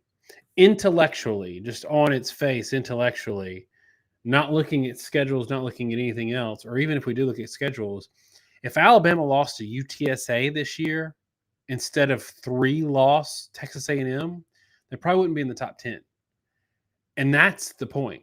3 loss Texas A&M, if they were given just the win is a win is a win credit, they would be undefeated with that schedule, and they would be number 1 in the country because they would have beaten everybody by 50 points. Maybe not 50, but that's kind of the point. It's like, and that's why we get frustrated is and you say you need to beat your G5 schedule by 30 points for two reasons. One, because you need to be good enough as a team to be prepared when you have scaling issues against an elite team in the playoffs, that 30-point margin drops down to enough. You have enough headroom and quality of play that when that drops down to nothing, you're not losing by 30 points. You're on even field with them. Secondly, all these other teams in the Power Five that are getting eliminated from the playoffs in the first week or two because they've got a loss or two, they don't have the luxury of rolling out and not playing their best against Southern Miss or Tulsa or Tulane. They don't have that luxury, and they play 4 or 5 good teams in a row. They're going to catch a loss where you would too if you were playing that schedule and you just have the luxury of playing in the G5. That's it. That's all I'm going to do with that. Somebody keeps telling us to talk about how trash Auburn is. I think we've talked about that game to death. We've got a few. I did the favor of putting him in timeout. I got a little over the top. So a couple things. One, Thompson just went down with what might be a knee injury. He's getting up and walking. Casey Thompson for Texas in overtime. Two, this whole discussion you had is the cause for a lot of people to say, well, because it's so difficult to say, we need to have a 16-team playoff because it's so hard to rank past this point, and it's so unfair and difficult. I would agree with you if it wasn't for the fact that as we said earlier, the 3 or 4 teams that are actually in the playoff, the real playoff teams, are at a different level, and this discussion doesn't even apply. Because there's no question Alabama and Ohio State and Georgia would roll these schedules. Mm-hmm. And so, like, we would just be expanding the playoff to solve the problem of who needs to be number 10. And the point of the rankings really, while it's great to be ranked and it's an achievement, in the playoff area, it's really to set the top 4. And I don't think there's really any question who at least 3 of the top 4 are. And then maybe you can have a discussion of Cincinnati versus Michigan or something, but that's going to take care of itself when Michigan plays Ohio State and Michigan State and all plays them and whatnot, right? So that whole discussion about rankings just bothers us with how they get overrated. And it really bothers us when you want to put them in the playoff because they are not staying on the field with the teams that are actually going to win a playoff. This is not March Madness. 3 ACC teams, maybe the toughest conference in basketball, lost to like random G5 teams in the opening week. And it was at least 3 in upsets.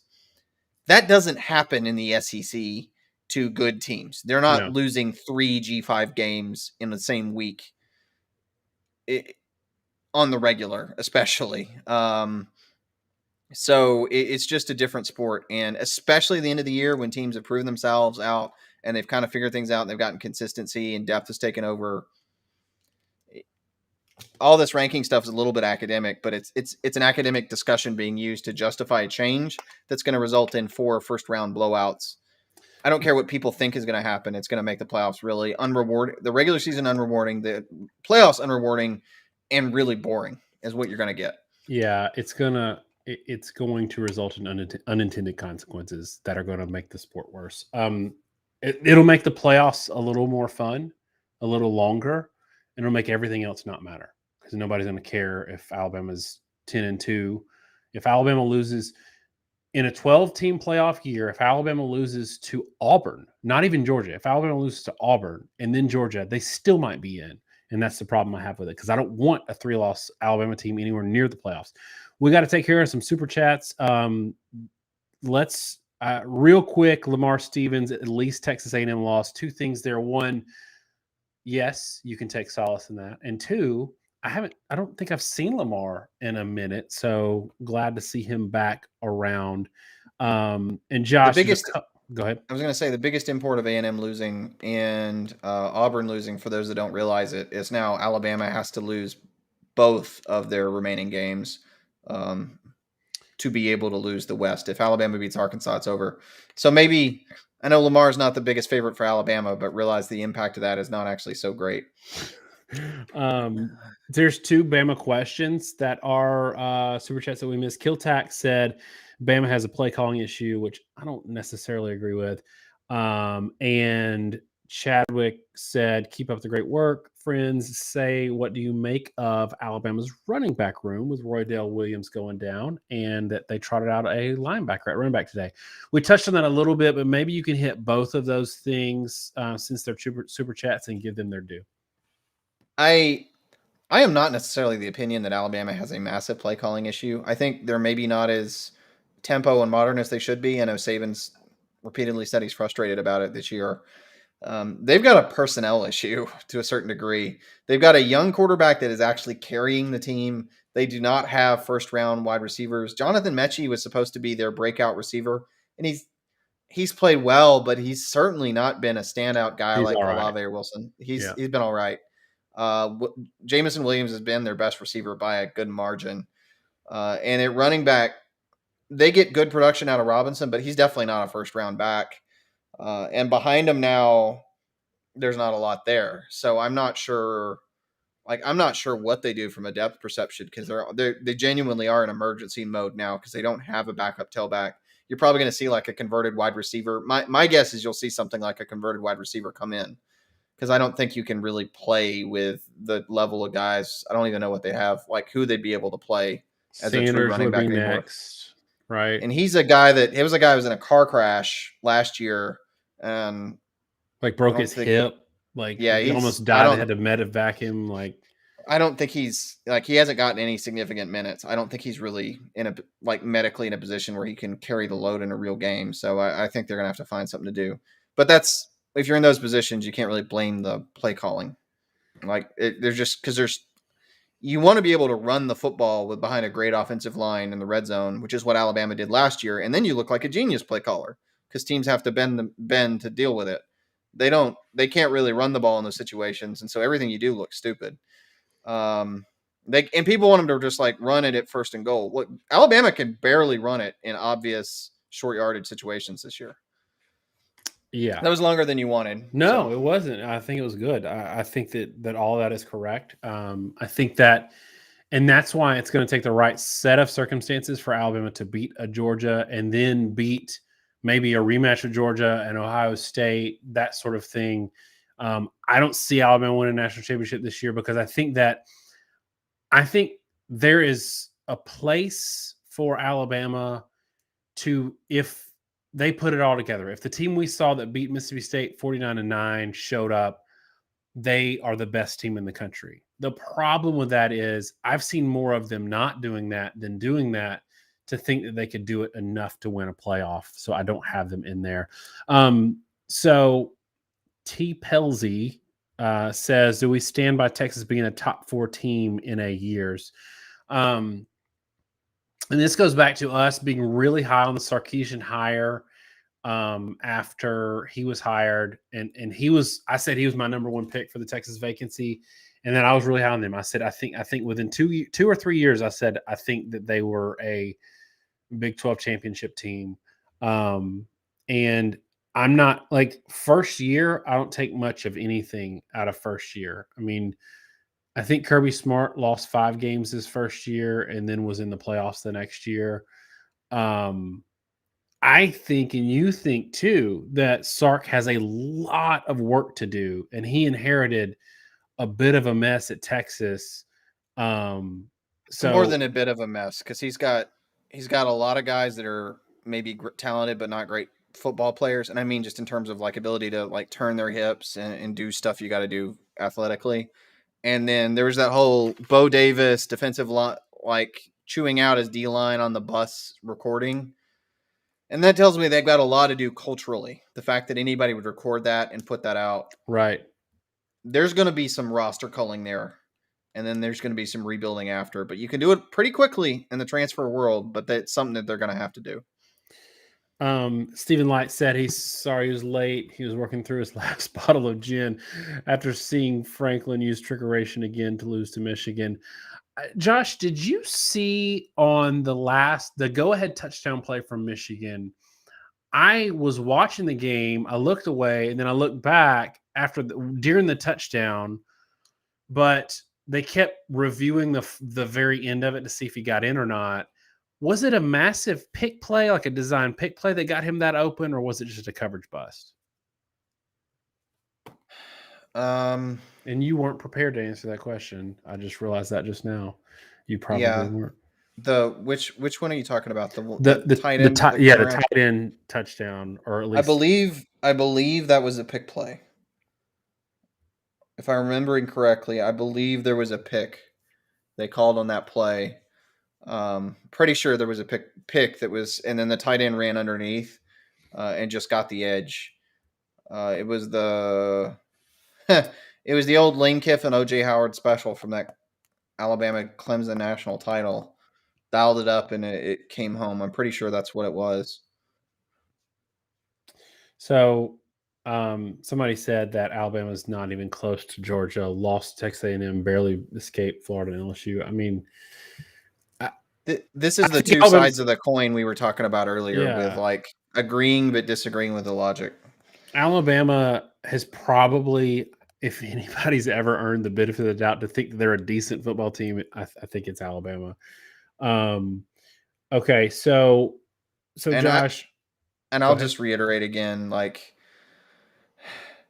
Texas A&M is a good team, guys. Right. Like, stop hating it. Like they would be worst case, they'd be the fourth best team in the Big Ten. And I'm not sure they're not better than at least one of Michigan State or Michigan. But I'll give you that. Like you can give that. It's hard to match those two up, but there's not anybody else in the Big Ten that's clearly better than Texas A&M. As up and Everybody's down hung as they up are. on this unranked thing that they were It, unranked when they played Alabama. It's just ridiculous. And we'll and see. We'll see in bowl season. and Florida and LSU are playing some really bad football, but it's not because they're not lacking in any quality. Those two teams have at times played very high level football and at times played very low level football. Um, saying like, for example, Florida LSU and talking about how bad they are is a lot like saying, well, you struggle with Indiana or you struggle with Penn State because Penn State lost Illinois because Indiana's lost a bunch of games. They're teams that have Florida has given up.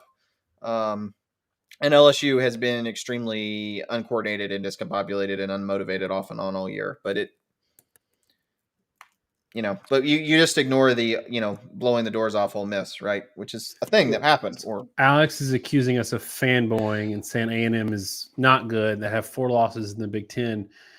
I mean, Penn State has 4 losses in the Big Ten, and y'all beat them at home in a struggle win. So I keep going back to this, like, we've defended Ohio State in that Penn State game all year long.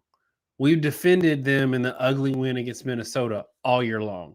So this notion that A&M, who was actually good enough to beat an elite team, um, is this terrible team.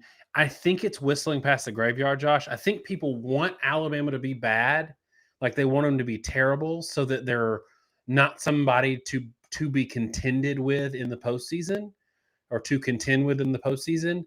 So they are whistling past the graveyard. They do this every year with Alabama, frankly, or whatever team comes out of the well, it SEC. was LSU 2 years ago because they had a close game with Ole Miss late in the year. Yeah, they're terrible Last year, defense. last year Alabama had a close game with Ole Miss. Totally different coordinators and coaches. But look, like there's a reason A&M isn't in our top 10 because they don't deserve to be in the top 10. But that doesn't mean that they're not capable of beating a really good team. Like those are very different things. And maybe the best dialogue there might be like Iowa in the Big Ten to a certain degree, who is a ranked team. Um, I do pretty well think that A&M is better than Iowa, but like Josh, I got to stop you real quick. Somebody, the person that was trashing A&M as his to bolster his argument said, "When's the last time A&M beat Alabama?" It was they actually won. Alabama won the national championship that year. So, yeah, like the year. yeah, the So year yeah, that the last year they did it. Yeah, they. I mean, do you want to defend? Do you want to define Iowa by losing in blowouts to Purdue and Wisconsin, or the fact that they were struggle with Western or Minnesota, or the fact that like they went and beat Penn State? Like, how do you want to play it? Sometimes quality is very different than rankings and deserving of rankings, and that's if you're evaluating a team and who they beat, you should beat them based off the quality of who they beat, not the ranking of who they beat, if that makes sense. Somebody asked if a 2-loss Bama team makes the playoffs. We said 1, it depends on what everybody else does, and 2, probably not. Josh, I don't know if you caught it, and maybe somebody can help us in the chat if you didn't, but they're showing, I've got it on mute. They're showing Dan Mullen's post-game press conference from the Samford, not Stanford. Because I told my wife today that Samford put up almost 50 on Florida in the first half. She's like, well, Stanford's been good in the past. I'm like, no, not Stanford, Samford. He looked pretty animated. Did you catch his post-game press conference? Because they've been pretty damning lately. And I would love some feedback either from you or from people in the chat on what that was like. Because I was watching right here. He looked pretty animated. I saw his his post-game interview, and I saw some of the videos from the locker room. His post-game interview was just like, well, it was a big win. We were energetic, and I'm proud of the boys for fighting, and winning's hard, and it was like, we got to be positive and upbeat. His message was very animated, at least in the post-game interview, in terms of, we got to be positive. Yeah, because he wants to not get fired. Right. And it's like, it really felt kind of like, well, I'm trying to tell you justify why you shouldn't be firing me. NC State and Wake Forest, man, they're up. Wake Forest goes up 10. NC State scores, gets the onside kick, which is really rare since they changed the onside kick rules, where you have to dribble bounce it. I don't know if people realize the mechanics. You can't just kick it up now on an onside kick, because then you can fair catch it. So that's the mechanic that changed. If you try to kick it up and then run to it while it's in the air, the other team can fair catch the ball, so you can't touch them. So the really Clemson, Alabama, Marlon Humphrey one wouldn't work anymore. That works because that was actually after the rule, but it's because Clemson didn't have any player in position to catch the ball. Like, they caught it in a hole, but if you try to do it into traffic, the guy in traffic can fair catch it, and then you can't interfere with him. But I think they didn't go 10 yards. I'm not sure what happened. And then they overruled it. Wake Forest got the ball back and won the game. Wake Forest, I think that's right. Threw a pick. I'm not sure what happened there, but all of a sudden Wake Forest had it. Wild finish. Okay, so they Josh, didn't get the onside kick. My wife just corrected me. We got a few minutes left because we're going to get pretty tired soon, or already tired. So what to make of, like, do you feel, because I feel like this week sort of cleared out a lot of the clutter and mess that we've had from the previous 2 weeks, and we're starting to see the college football end of the college football season kind of take shape. Do you feel like this week kind of clarified some things for you? Give me some good takeaways from this week. I mean, it did. It's funny that this was a wild and wacky year, and the teams at the top are exactly the teams that we thought would be the top, pretty much. I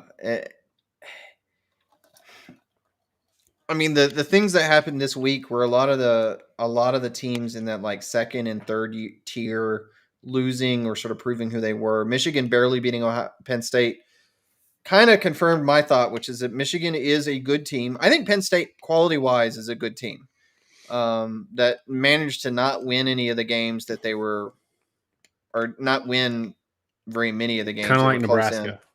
Yeah, and then lost a really ugly one to a kind of inexcusable one to Illinois.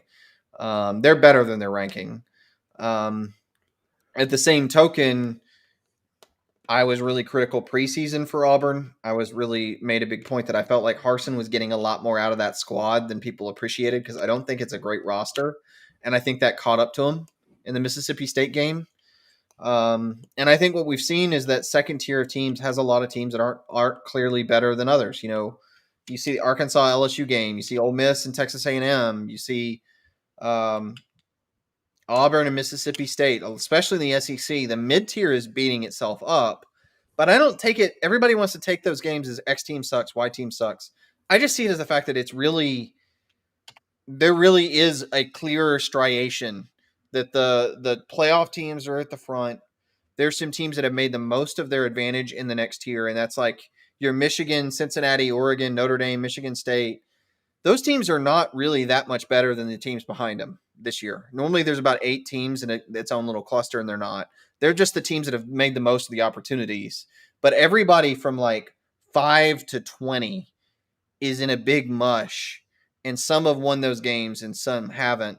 And to more than anything, to this day to day just confirmed to me that there isn't a clear pecking order. Teams are pretty even, and there's a lot of parity in that second tier, which is quite large. And yeah, other than that, mainly just the fact that Oklahoma. I don't think Oklahoma's going to beat Oklahoma State. I'll tell you right now. Maybe I'll change my mind. Maybe I'm giving away a pick later. I don't think Oklahoma's going to beat Oklahoma State, and I think that was a team that's been a pretender that was ranked off preseason expectations all year. There was no other justification for it based off who they played. And if they lose to Oklahoma State and to Baylor, at what point do you have to admit they haven't beaten anybody of note? If they lose, and if they lose decidedly to Oklahoma State, man, I don't even know if you can put them in the top 20 or should, even with 2 losses, because there's just nothing on the resume that justifies it at that point. Yeah, and they still have a roster and a coaching staff they can put it together, but I don't see them. Like, I think that the committee had already baked in the fact that they weren't super impressed with them. I don't see Oklahoma. They're not getting in. Like, if Oklahoma wins out, they're not getting in over Cincinnati, in my opinion. Maybe they would, but I think there's enough there. Okay, so we got a few minutes left. Last question of the night, Josh. We've got Georgia number 1 and Alabama. I think people are going to overreact because I think Alabama is going to kill Arkansas and Auburn. If you had to pick a team today, like if I told you right now that Georgia doesn't win the national championship this year, which team would you say would be the one that beat them? It's most likely to be Ohio State. And why? Well, one, the odds of Alabama beating Georgia twice, I think, are pretty darn slim. I don't think Alabama's offensive line play has not been great, and I don't think they're gonna right now. I'm giving stuff away for a preview, but whatever. It's reward for people tuning in now. I don't think Alabama's going to handle Georgia's pass rushers. I think it's going to give them massive issues, and I just don't see them being able to generate enough points. Ohio State at least has talent on the offensive line, even if they haven't been consistent, and they've got explosive players all over the field. Particular, they're the one team that has high level wide receiver talent where they can throw the ball downfield and test Georgia's corners, because they soundly beat Tennessee. But the one thing I was looking for in that game was how well Georgia's corners held up in coverage. I think they acquitted themselves pretty well, but I don't know if you agree with me. I felt like they were somewhat mortal. And Tennessee doesn't have an elite receiving core. They've got a good receiving core, but doesn't have major standouts. I could see where someone like Ohio State could actually get some one-on-one matchups with Georgia's corners and win. And then I think Ohio State has the potential defensively to hold Georgia to maybe 20 points. And so if they can get like 28 points from the hitting a couple shots with receivers one-on-one, and they shut down Georgia's offense, I think that's by far the most likely path. I'm not saying it's something that I think is going to happen, so nobody take that from it. But I think it's by far the most likely path of any team to be able to beat Georgia. Yeah. At this point, I think that, like, I agree with you. Like, I give Bama a decent shot to beat Georgia in the SEC championship game. I don't think they're winning 2 of those, because I think what that would mean is that Bama eked out enough offense and enough defense to win a 23-20 type of game, and that Georgia would bring enough new to the table after a long off break before the playoffs that Alabama wouldn't be able to adjust to, because we've seen that they've had some really tough time adjusting to things that they haven't seen on film. The best. I'm just going to throw one thing out there. The best route for Alabama to win is actually not to beat Georgia twice. It's really they want to beat Georgia once and then have Georgia lose to Ohio State. I don't think they want to see Georgia twice. It's going to be tough for them to beat that. And I think the agree. matchups, I think they're the one team that has the corner play to play with Ohio State deep. Their corners are really good.